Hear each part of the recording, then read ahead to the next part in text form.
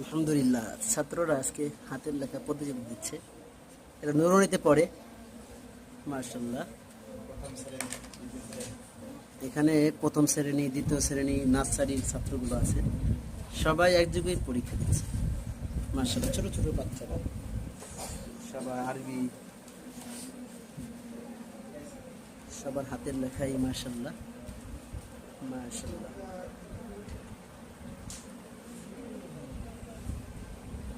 মাহির উদ্দিন, মাশাআল্লাহ।